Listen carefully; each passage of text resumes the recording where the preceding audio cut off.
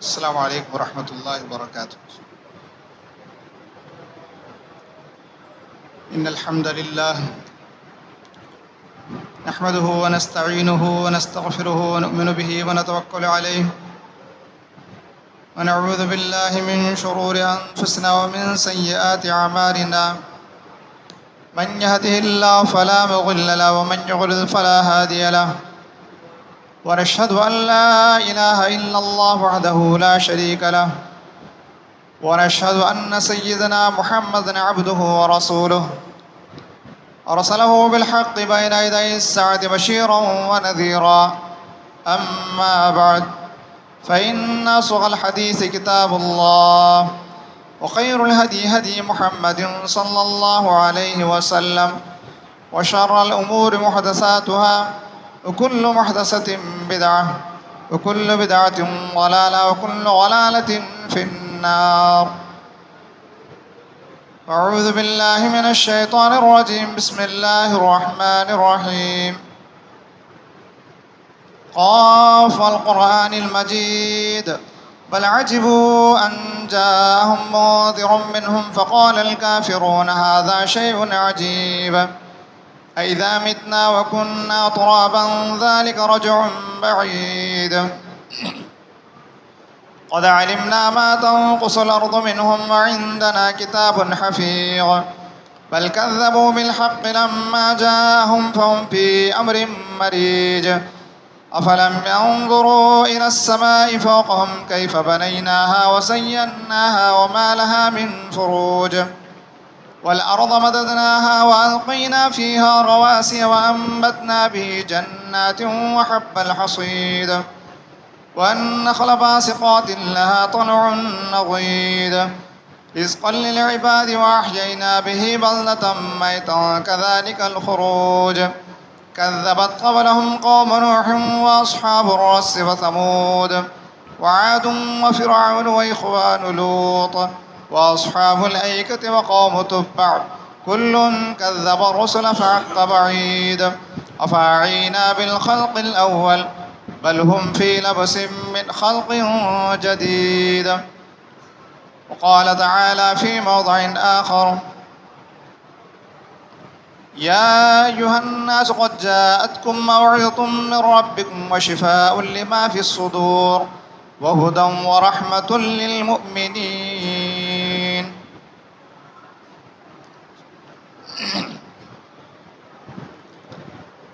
معزز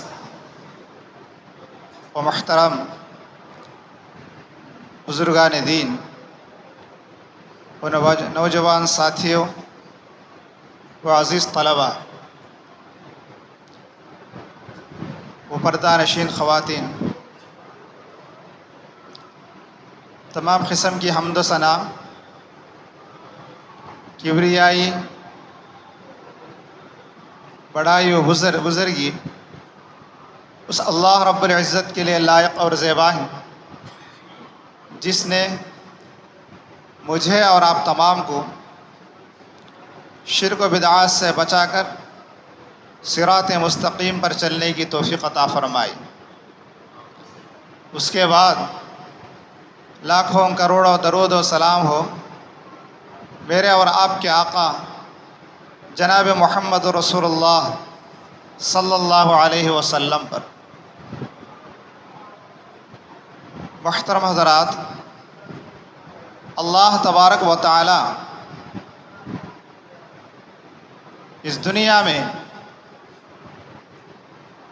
انسانوں کی ہدایت اور رہنمائی کے لیے جس طرح سے پیغمبروں کو بھیجتا رہا، اسی طرح سے اللہ تبارک و تعالی جب کبھی بھی ضرورت پڑتی تو آسمان سے کتابیں بھی نازل فرماتا رہا. یہ کتابوں کا نازل فرمانا اس وجہ سے تاکہ انسان ان کتابوں کے ذریعے سے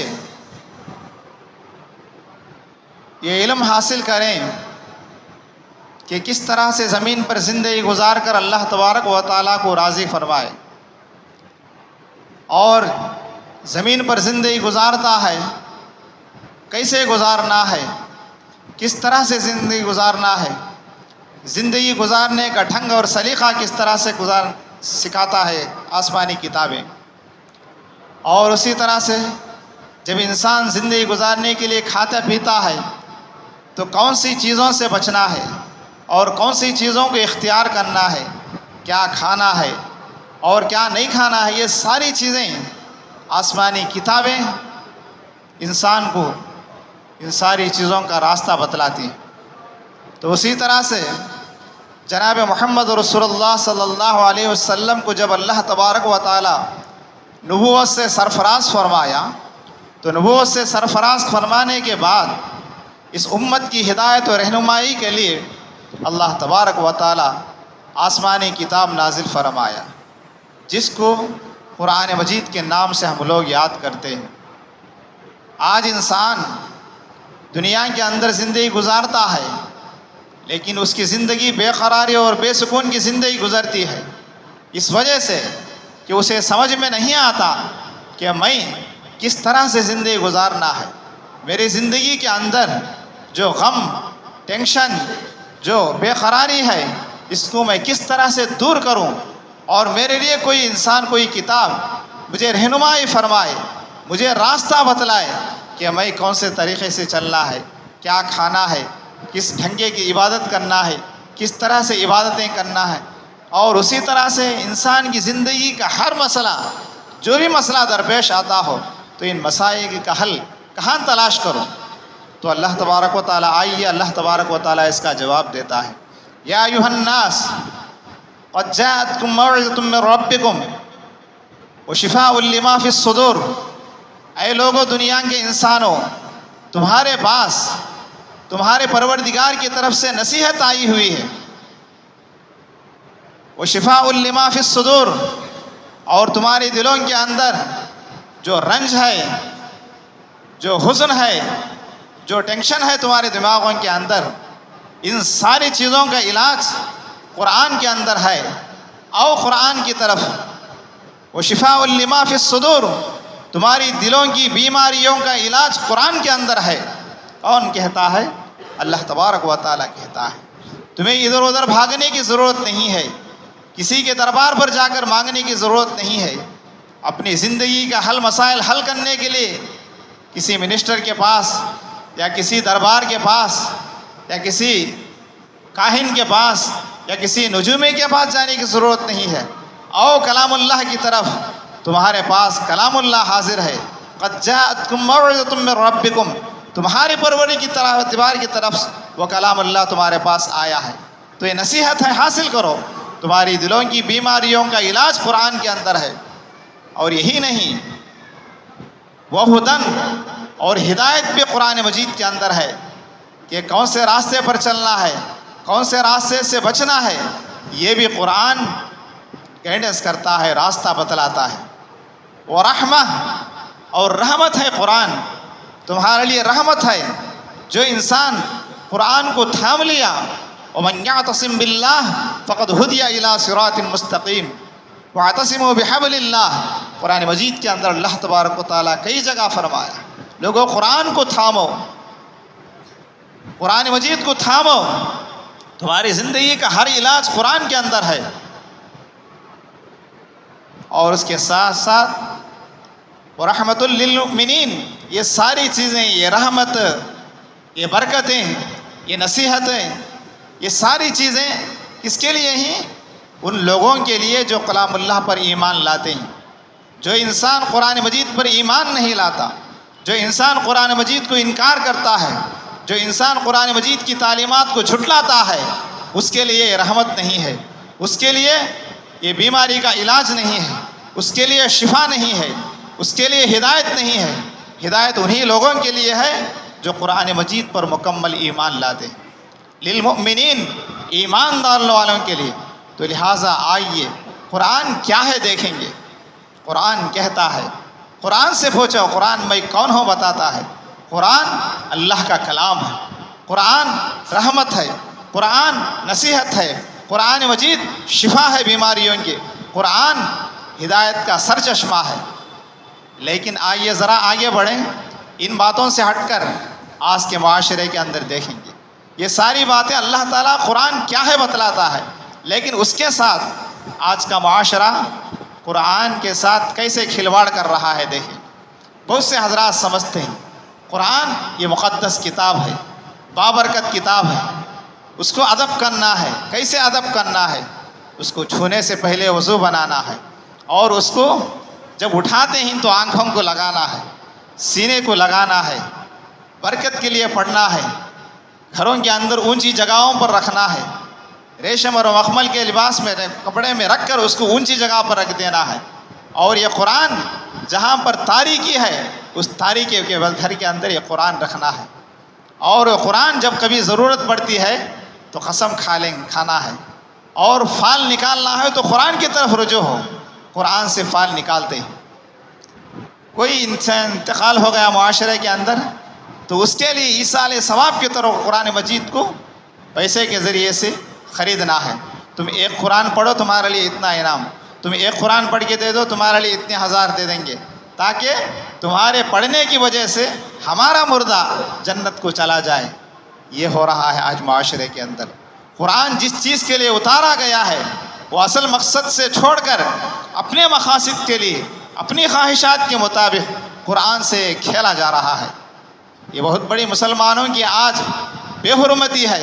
مسلمانوں کے لیے آج زوال کا وقت اس وجہ سے آیا کہ انہوں نے قرآن مجید کو پشت پشت ڈال دیا ہے۔ تو محترم حضرات، آج ضرورت ہے کہ ہم قرآن مجید کی تعلیمات کو اپنائیں۔ قرآن کو اپنانے سے کیا ہوتا ہے؟ اللہ تبارک و اللہ کے نبی صلی اللہ علیہ وسلم نے فرمایا، ان اللہ یرفع بہذا الکتاب اقواما ویضع بہ آخرین، رواہ مسلم۔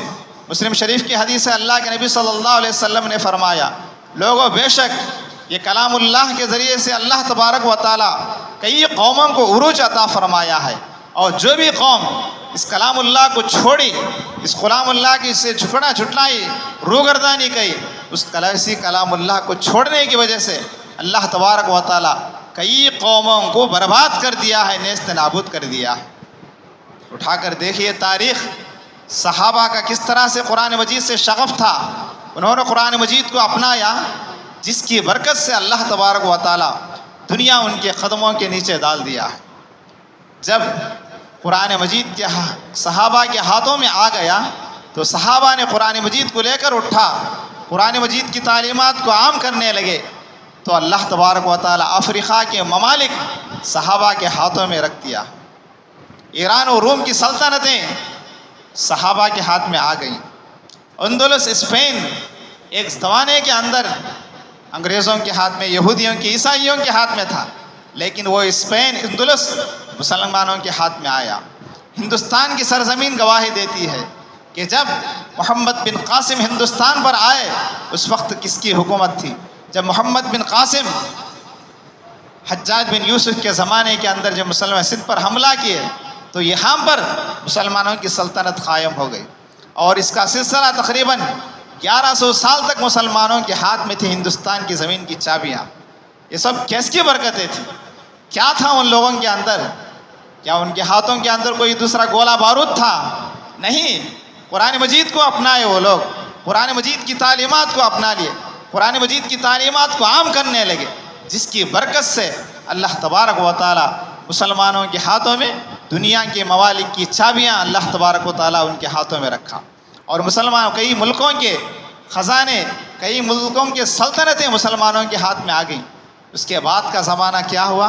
دھیرے دھیرے دیکھتے دیکھتے جیسے ہی مسلمانوں کے اندر یہی مسلمان جن کے باپ دادا کی محنتوں سے ملکاں فتح ہوئے، لیکن جب ان مسلمانوں کے اندر عیاشی آنے لگی، قرآن سی تعلیمات سے دور ہونے لگے، قرآن سے پیچھے روگردانی کرنے لگے، جس کی نحوست سے یہ مسلم ممالک پھر غوروں کے ہاتھ میں ایک ایک جانے لگے۔ کیوں؟ قرآن کو چھوڑنے کی وجہ سے۔ علامہ اقبال نے اسی کی طرف اشارہ فرمایا، وہ زمانے میں معزز تھے مسلمان ہو کر، وہ زمانے میں معزز تھے مسلمان ہو کر، آج خار ہوئے تاریک قرآن ہو کر۔ کیوں؟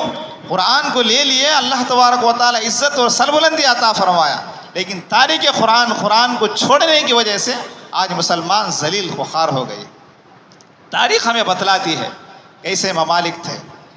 علامہ اقبال نے اندلس کے بارے میں کہا تھا، اے گلستان اندلس وہ دن ہے یاد تجھ کو، تھا تیری داریوں پر آشیاں ہمارا۔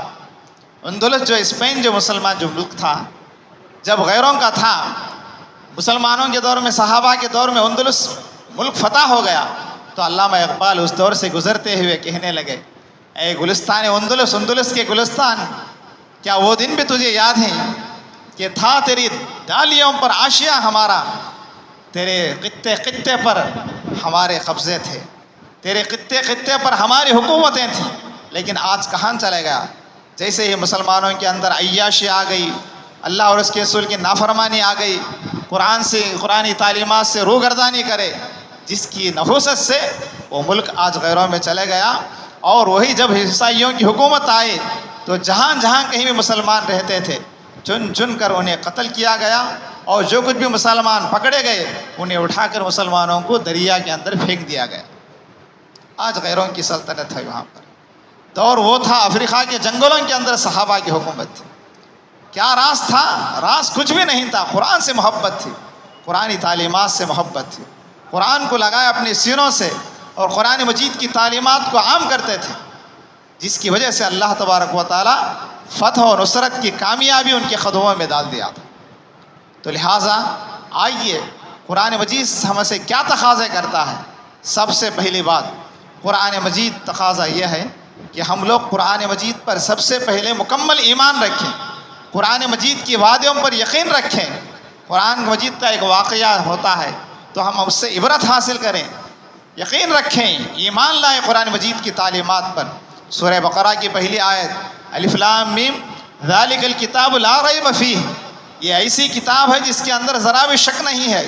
تنزیل الکتاب لا ریب فیہ من رب العالمین، یہ کلام اللہ کی طرف سے اتارا گیا ہے، اس قرآن مجید کے اندر ذرا بھی شک نہیں کرنا ہے۔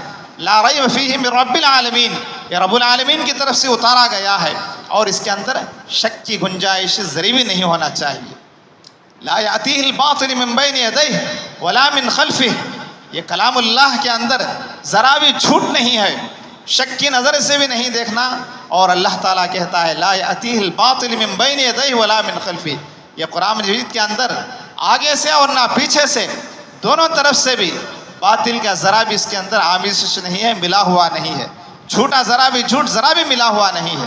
انا نحن نزلنا الذکر وانہ لہ لحافظون، اللہ تعالیٰ کہتا ہے کہ ہم ہی اس قرآن مجید کو نازل کیے ہیں، اور اس کی حفاظت کی ذمہ داری کس کی ہے؟ وہ ہماری ہی ذمہ داری ہے، ہم ہی اس کو قرآن مجید کی حفاظت کرنے والے ہیں۔ تو لہٰذا قرآن یہ کلام ہے جس کے ہر حرف پر ہمارا مکمل ایمان ہونا ہے، شک نہیں کرنا ہے۔ قرآن مجید نے جتنے بھی وعدے کیے ہیں، ان وعدوں پر مکمل ہمارا یقین ہونا ہے، ایمان ہونا ہے۔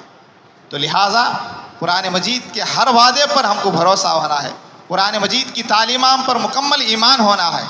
ایمان کے ارکان 6 ہیں، ان میں سے ایک رکن کیا ہے کہ قرآن مجید پر مکمل ایمان لانا ہے۔ آسمان سے جو کتابیں نازل ہوئی ہیں، ان ساری کتابوں پر ہمارا مکمل ایمان ہونا چاہیے۔ پھر اس کے بعد دوسرا تقاضا دیکھیے، قرآن مجید کو ہم لوگ تلاوت کرنا ہے۔ آج مسلم معاشرے کے اندر کتنے ایسے افراد ہیں جنہیں قرآن مجید پڑھنا نہیں آتا ہے۔ قرآن کہتا ہے اتل ما اوحی الیک من الکتاب، اے لوگوں قرآن مجید کی تلاوت کرو، تلاوت خود کرو، جب دوسرے کرتے ہیں تو تم بھی سنو قرآن مجید کو۔ اللہ کے نبی صلی اللہ علیہ وسلم کے زمانے کے اندر دیکھیے، اللہ کے نبی صلی اللہ علیہ وسلم کو تلاوت کرنے کا کس طرح سے شوق تھا، اور صحابہ کے سامنے قرآن مجید کو کس طرح سے سنانے کا شوق تھا، سناتے تھے، اور صحابہ سے کس طرح سے سننے تھے۔ حضرت انس رضی اللہ تعالیٰ عنہ سے روایت ہے کہ اللہ کے نبی صلی اللہ علیہ وسلم نے فرمایا ابی بن کعب رضی اللہ تعالیٰ عنہ سے، اے ابی بن کعب، اللہ امرنی ان اقرأ علیک، اللہ تبارک و تعالیٰ مجھے حکم دیا ہے کہ میں تمہارے آگے قرآن مجید کی تلاوت کروں۔ ابی بن کعب رضی اللہ تعالیٰ عنہ سے تعجب سے پوچھا، یا رسول اللہ، کیا اللہ میرا نام لے کر فرمایا ہے کہ میرے سامنے تم قرآن مجید کی تلاوت کرنا ہے؟ سمانی اللہ، اللہ میرا نام لیا ہے۔ اللہ کے نبی صلی اللہ علیہ وسلم نے فرمایا اللہ امرنی ان اقرأ علیک، کہ اللہ نے مجھے حکم دیا ہے کہ میں تمہارے سامنے ابی بن کعب کے سامنے قرآن مجید کی تلاوت کروں۔ تو اللہ کے نبی صلی اللہ علیہ وسلم سورہ بینہ کی آیتیں تلاوت کرنے لگے۔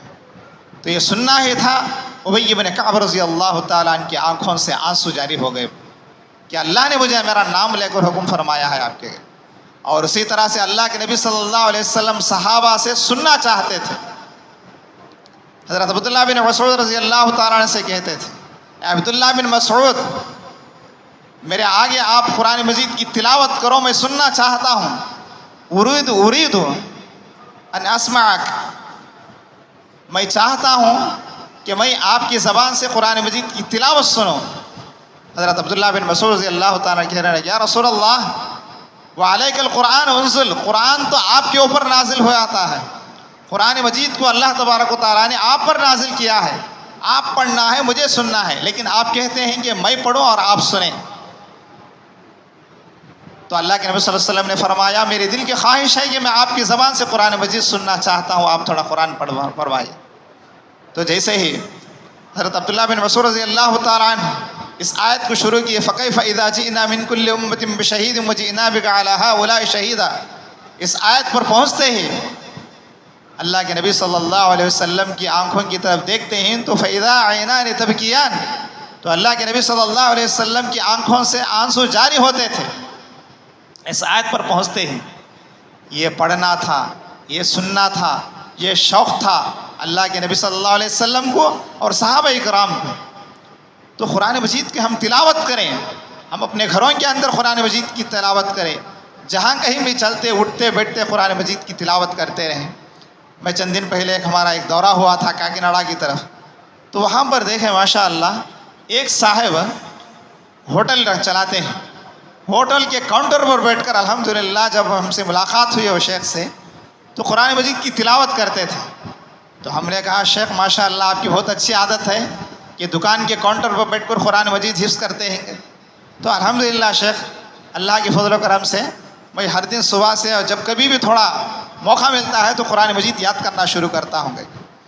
تو ان کی زبان سے کہنے لگے الحمدللہ صرف دکان کے کاؤنٹر پر بیٹھ کر 18 پاروں کا حافظ بن گیا ہوں الحمدللہ۔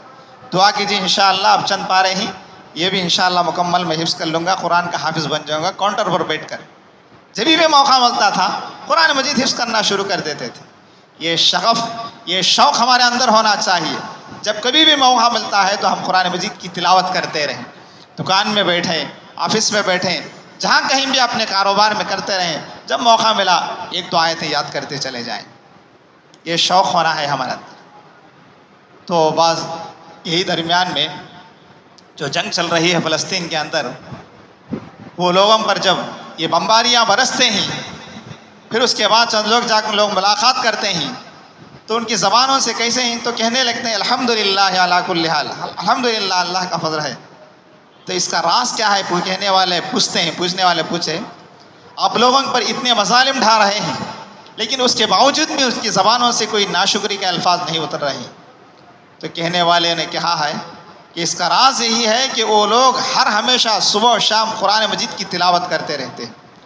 قرآن کی تلاوت کی وجہ سے ان کے دلوں کے اندر ایسا ایمان مضبوط پکڑا گیا ہے، جس حال میں بھی رہیں الحمدللہ کوئی بات نہیں، موت سے گھبرانے کی ضرورت نہیں، رب کا کلام ہمارے ہاتھوں میں ہے، اسی پر ہماری موت ہو جائے کوئی بات نہیں، اللہ راضی ہو جائے۔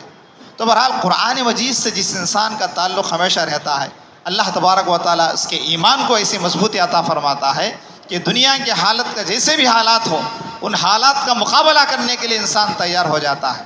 یہ کس کی برکت ہے؟ قرآن مجید کی برکت ہے۔ تو آئیے قرآن مجید کا تیسرا تقاضا یہ ہے کہ ہم قرآن مجید کی تعلیمات پر تدبر کریں، قرآن مجید کے واقعات پر تدبر کریں، غور و فکر کریں۔ تلاوت کرنا ایک بات ہے، دوسری بات کیا ہے؟ قرآن مجید کے واقعات، قرآن مجید کی تعلیمات، قرآن مجید کے احکام، جتنے ہی ساری چیزوں کے اندر تدبر کریں، غور و فکر کریں۔ اللہ تبارک و تعالیٰ سورہ صاد کے اندر فرماتا ہے کتاب انزلناہ الیک مبارک لیدبروا آیاتہ ولیتذکر اولو الالباب، یہ بابرکت والی کتاب ہے، یہ بہت بڑی برکتوں والی کتاب ہے جس کو ہم نے نازل کیا ہے. کس لیے نازل کیا؟ لیدبروا آیاتہ، تاکہ یہ انسان وہ قرآن مجید کی آیتوں کے اندر تدبر کرے، غور و فکر کرے. اللہ تبارک و تعالیٰ یہاں پر یہ بات بتلاتا ہے تو کس لیے بتلاتا ہے، کس کو بتلاتا ہے؟ غور و فکر کریں. کیا میرے لیے بتلاتا ہے؟ قرآن مجید کھولیے، جس حالت میں بھی قرآن مجید کھول کر تدبر کے ساتھ تلاوت کریں تو جو سوال ہے ہمارا جواب وہیں پر مل جائے گا. کئی بڑے بڑے صحابہ کا، اسلاف کا قول ہے کہ قرآن مجید کے اندر اللہ تعالیٰ کہتا ہے کتاب انزلناہ الیک، کتاب لقد انزلنا الیکم کتابا فیہ ذکرکم.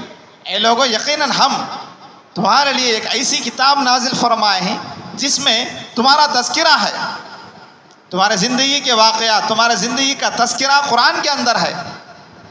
افلا تعقلون، کیا تم سمجھتے نہیں؟ تمہارے بارے میں ہم قرآن میں نازل مجید میں نازل فرمائے ہیں. تمہارے زندگی کا ہر علاج، ہر بیماری کا علاج، ہر مسئلے کا حل قرآن کے اندر ہے. کون؟ اللہ تعالیٰ کہتا ہے. کس سے؟ اپنے بندوں سے کہتا ہے لقد انزلنا الیکم کتابا فیہ ذکرکم، ہم نے ایسی کتاب نازل کیے ہیں کہ جس میں تمہارا تذکرہ ہے. افلا تعقلون، کیا تمہیں معلوم نہیں یہ بات؟ تو لہٰذا انسان غور و فکر کے ساتھ تدبر کرے قرآن مجید کے واقعات پر. قرآن مجید کے اندر جو قوموں کا تذکرہ فرمایا ہے اللہ تبارک و تعالیٰ، ان واقعات کے اندر غور و فکر کریں. تو پھر قوم عاد، قوم سمود، قوم سبا، یہ کیسی کیسی قومیں تھیں. اللہ تبارک و تعالیٰ ان قوموں کو بڑے بڑے عروج کی بلندیوں پر پہنچایا، لیکن جیسے ہی یہ لوگ اللہ تعالیٰ اور اس کے رسول کی نافرمانی کرنے لگے تو اللہ تبارک و تعالیٰ ان ساری قوموں کو برباد کر دیا. اللہ تعالیٰ کہتا ہے لقد کان لسبع فی مسکنہم آیہ، قوم سبا کے حق میں تمہارے لیے نشانیاں ہیں. قوم سبا جنتان عن یمین و شمال، ہم نے بہت زیادہ باغیچے اس قوم کو دیے تھے. یہ لوگ کیا کیے؟ فعارضوا فارسلنا علیہم سیل العرم، جیسے ہی قوم سبا اللہ کی نافرمانی کری تو اللہ تبارک و تعالیٰ بہت بڑے سیلاب کے ذریعے اس قوم کو برباد کر دیا. قوم سمود کو اللہ تبارک و تعالیٰ بہت بڑی نعمتوں سے نوازا تھا. اتبنون بکل ریع آیۃ تعبثون، قوم عاد کے بارے میں اللہ تعالیٰ فرشت پیغمبر کہتے ہیں کیا تم ہر اونچائی پر بڑے بڑے محلات بنتے ہو؟ لعلکم تخلدون، کیا تم ہمیشہ رہنا چاہتے ہو دنیا کے اندر؟ پھر کیوں اتنے بڑے بڑے اپارٹمنٹ، اتنی بہت بڑی بڑی شاندار محلات بنتے ہو؟ قوم سمود کو اللہ تعالیٰ کا بہت بڑی دعوت دیا تھا. یہ لوگ اپنے ہاتھوں سے پتھروں کو تراش کرتے تھے. وَتَنْحِتُونَ مِنَ الْجِبَالِ بُيُوتًا فَارِهِينَ، تم لوگ پہاڑوں کو اپنے ہاتھوں سے تراشتے ہو اور سمجھتے ہو کہ ہم ہمیشہ رہیں گے کر کے. یہ بڑی بڑی قوموں کا تذکرہ اللہ تبارک و تعالیٰ، قوم مدین کو اللہ تبارک تعالیٰ خوشحالی دیا تھا. یہ سارے واقعات، یہ پیغمبروں کی داستانیں، یہ بڑی بڑی طاقتور قوموں کے تذکرے قرآن کے اندر ہیں. لیکن جیسے ہی یہ جو قوم نافرمانی کرتی تھی اللہ تبارک و تعالیٰ اس کو برباد کیا. آخر میں اپنے امت محمدیہ سے کہا ثم جعلناکم خلائف فی الارض من بعدہم، اے امت محمدیہ یہ لوگوں، ان قوموں کو ہلاک کرنے کے بعد اب ہم تم کو خلیفہ بنائے ہیں. لننظر کیف تعملون، تم کو خلیفہ بنانے کے بعد پھر ہم یہ دیکھنا چاہتے ہیں کہ تمہارا عمل کیسا رہے گا، تمہیں کیا رنگیلیاں کریں گے. ان کو بات کریں، ان کو برباد کر کے وہ سلطنتیں تمہارے ہاتھ میں دی ہیں. اب ہم دیکھنا چاہتے ہیں کہ تم کیا کرو گے. لننظر کیف تعملون، تمہارا عمل کیسا رہے گا ہم یہ دیکھنا چاہتے ہیں. تو لہٰذا قرآن مجید کے واقعات کے بارے میں تدبر کریں، غور و فکر کریں. پھر اس کے بعد چوتھا تقاضا یہ ہے کہ قرآن مجید کی تعلیمات پر عمل کریں. قرآن پڑھ لے چھوڑ لیے، قرآن مجید کے واقعات پر تدبر کرے چھوڑے نہیں، لیکن عمل کی دعوت دیتا ہے قرآن مجید. اللہ تبارک و تعالیٰ کا ارشاد ہے من يعمل من عمل من ذکر او انثی فلنحینہ حیاتا طیبہ. اے لوگوں، قرآن مجید کی جو کوئی بھی انسان مرد عورت عمل کرتا ہے تو ہم کیا نوازیں گے؟ فلنحینہ حیاتا طیبہ، ہم تمہیں بہترین زندگی عطا فرمائیں گے. قرآن پر عمل کریں. وَلَوْ أَنَّهُمْ أَقَامُوا التَّوْرَاةَ وَالْإِنْجِيلَ وَمَا أُنزِلَ إِلَيْهِمْ مِنْ رَبِّهِمْ لَأَكَلُوا مِنْ فَوْقِهِمْ. قرآن کہتا ہے کہ اگر یہ اہل کتاب قرآن میں وَلَوْ أَنَّ أَقَامُوا التَّوْرَاةَ، تورات پر عمل کرتے، وَالْإِنْجِيلَ، انجیل کی تعلیمات پر عمل کرتے، وَمَا أُنزِلَ إِلَيْهِمْ مِنْ رَبِّهِمْ، ان کے پروردگار کی طرف سے جو بھی نازل کیا ہے کلام اللہ، ان پر عمل کرتے، تو ہم کیا کرتے ہیں ان کو عمل کرنے کی برکت میں؟ لَأَكَلُوا مِنْ فَوْقِهِمْ وَمِنْ تَحْتِ أَرْجُلِهِمْ، ہم ایسے خزانے دیتے، ان کے قدموں کے نیچے سے ان کے خزانے نکلتے، اوپر سے نیچے سے کھاتے ہیں لوگ ایسے خزانوں سے. تو اس کا مطلب کیا ہے کہ قرآن مجید کی تعلیمات پر عمل کرنے سے اللہ تبارک و تعالیٰ خوشحالی عطا فرماتا ہے، دین اور دنیا کی کامیابی عطا فرماتا ہے۔ تو پھر اس کے بعد قرآن مجید کی تعلیمات کی طرف لوگوں کو دعوت دیں، قرآن کی طرف دعوت دیں۔ فذکر بالقرآن من یخاف وعید، قرآن کے ذریعے سے لوگوں کو نصیحت کریں، قرآن کی طرف لوگوں کو بلائیں۔ اگر اس طرح سے نہ کریں گے، قرآن کی طرف دعوت نہیں دیں گے، تو اللہ تعالیٰ بہت بڑا ظالم کہتا ہے وَمَنْ أَظْلَمُ مِمَّنْ ذُكِّرَ بِآيَاتِ رَبِّهِ ثُمَّ أَعْرَضَ عَنْهَا، اس سے بڑا ظالم کون ہو سکتا ہے جو قرآن مجید کے تعلیمات سے عبرت حاصل نہ کرے اور قرآن مجید کو چھپائے، دوسروں تک نہ پہنچائے، اس سے بڑا ظالم کوئی بھی نہیں ہو سکتا ہے۔ تو لہٰذا قرآن مجید ایک ایسا کلام ہے، انسان کی زندگی کو سدھار دیتا ہے، دنیا کے اندر کامیابی، آخرت کے اندر کامیابی نصیب فرماتا ہے۔ آج دنیا کے اندر جو جہالتیں چلتی ہیں، یہ جہالت کا واحد سبب یہی ہے کہ آج امت قرآن سے دور ہو گئی ہے، قرآن مجید کی تعلیمات سے دور ہو گئی ہے، چاہے مسلمان ہو غیر مسلم ہو سب۔ چند دن پہلے 3 دن پہلے کی بات ہے کہ بنگلور کی ایک بہت بڑی عورت، وہ عورت تعلیم یافتہ عورت ہے، ایک کمپنی کی سافٹ ویئر کمپنی کی CEO ہے، لیکن کیا ہوا، میاں بیوی کا جھگڑا چلا۔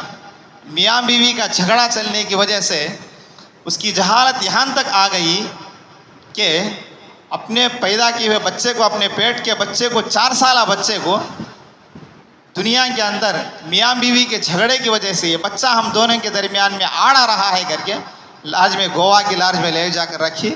1 دن رہی اور اسی دن رات کو بچے کو کیا ہے اپنے ہاتھوں سے گلا گھونٹ کر بچے کو جان سے قتل کر دی۔ سبب کیا ہے؟ سبب یہی ہے کہ اس کے پاس جہالت تھی، انسانیت نہیں تھی، حیوانیت تھی۔ تعلیم یافتہ انجینئر تھی، کمپنی کی مالک تھی، سب کچھ تھا، لیکن کوئی ماں اپنے بچے کو اپنے ہاتھوں سے گلا گھونٹ سکتی ہے کیا؟ نہیں گھونٹ سکتی، لیکن وہ عورت گھونٹی ہے، جان سے مار دی۔ سبب کیا تھا؟ اس کے پاس تعلیم نہیں ہے، سب کچھ ہے دنیا، لیکن علم نہیں ہے، قرآن کا علم نہیں ہے۔ اسی لیے اہل علم نے ایک نقطہ بیان فرمایا ہے کہ قرآن مجید کو اللہ تبارک و تعالیٰ شروع میں سورہ بقرہ کے ذریعے سے شروع کیا۔ قرآن مجید کے پہلے سورہ کا نام کیا ہے؟ سورہ بقرہ ہے۔ بقرہ کا معنی کیا ہے؟ گائے ہے۔ اور آخری سورہ کا نام کیا ہے؟ سورہ ناس ہے۔ ناس کا معنی کیا ہے؟ انسان ہے۔ ناس بولے تو انسان ہے عربی زبان کے اندر، قل اعوذ برب الناس۔ تو اس کے اندر اہل علم نے ایک نقطہ بیان کیا ہے کہ قرآن ایک ایسا کلام ہے، ایسا میگنیٹ ہے کہ جس کے پاس حیوانیت ہے، جس انسان کے پاس حیوانیت ہے، ویسا حیوانیت ہونے والا انسان بھی اگر قرآن کو چھوتا ہے، قرآن میں داخل ہوتا ہے، تو نکلتے ہوئے انسان بن کے نکلتا ہے۔ تو اسی لیے اللہ تبارک و تعالیٰ ہو سکتا ہے کہ حیوان صفت انسان بھی قرآن کو اپنا لیتا ہے، تو قرآن سے تعلیمات سے فائدہ ہو کر باہر نکلتا ہے، تو انسانیت لے کر نکلتا ہے۔ تو قرآن کا پہلا سورہ سورہ بقرہ حیوان کے ذریعے سے شروع کیا ہے، آخر سورہ جو ہے سورہ ناس انسان کے ذریعے پر ختم کیا ہے۔ تو جس کے پاس حیوانیت بھی ہے، وہ حیوانیت انسان بھی قرآن کو اپنا لیتا ہے، تو انسانیت لے کر نکلتا ہے، انسان بن کے نکلتا ہے۔ تو آج کیا ہے؟ جہالت زیادہ ہے، قرآن تعلیمات سب کچھ علم ہے، ہر چیز کا علم ہے، ٹیکنالوجی کا علم، یعلمون ظاہرا من الحیات الدنیا، وہ لوگوں کے پاس ہر علم ہے، ٹیکنالوجی ہر چیز کا علم ہے، لیکن ہم عن الآخرۃ ہم غافلون، لیکن یہ لوگ آخرت کے علم سے غافل ہیں۔ تو اس لیے اس کا علاج کیا ہے؟ قرآن سے جہالت دور کرنا ہے۔ اگر قرآن کو ہم روگردانی کریں گے تو کل قیامت کے دن اللہ تبارک و تعالیٰ کے دربار میں اللہ کے نبی فرمائیں گے وقال الرسول یا رب ان قوم اتخذوا هذا القرآن مہجورا، پیغمبر کہیں گے اے میرے اللہ، یا ربی میرے پروردگار، ان قوم اتخذوا، بے شک میری قوم نے، اتخذوا هذا القرآن مہجورا، یہ قرآن کو پیچھے اٹھا کر پھینک دیا ہے، مہجورا چھوڑ دیا ہے۔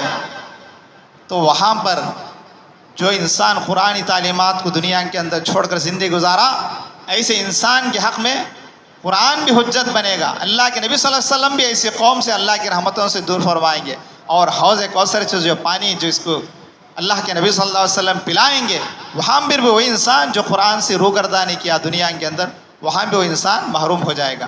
تو لہٰذا ضرورت اس بات کی ہے کہ مختصر وقت ختم ہو رہا ہے، تو ضرورت اس بات کی ہے کہ ہم قرآن مجید سے تعلق رکھیں، قرآن مجید کی تعلیمات کو اپنائیں، اپنے بچوں کے ہاتھوں میں قرآن مجید کو تھمائیں، اپنی بیوی بچوں کے ہاتھوں میں قرآن مجید کو تھمائیں، قرآن کو مضبوطی سے تھامیں، قرآن تعلیمات پر عمل کریں، قرآن تعلیمات کو عام کریں، قرآن تعلیمات کو سے اپنی زندگی کا ہر وقت اسی سے اپنا شغف لگائیں۔ بس آخر میں اللہ تعالیٰ سے دعا کرتا ہوں کہ اللہ تبارک تعالیٰ ہم تمام کو اس بات کی توفیق دے کہ ہم زندگی کے ہر موڑ میں قرآن سے محبت کریں، قرآن تعلیمات کو عام کریں، قرآن تعلیمات پر عمل کریں۔ وآخر دعوانا الحمدللہ رب العالمین۔ بارک اللہ لکم فی القرآن المجید ونفعني وإياكم بالآيات وذكر الحكيم إنه تعالى جبار رب الحليم۔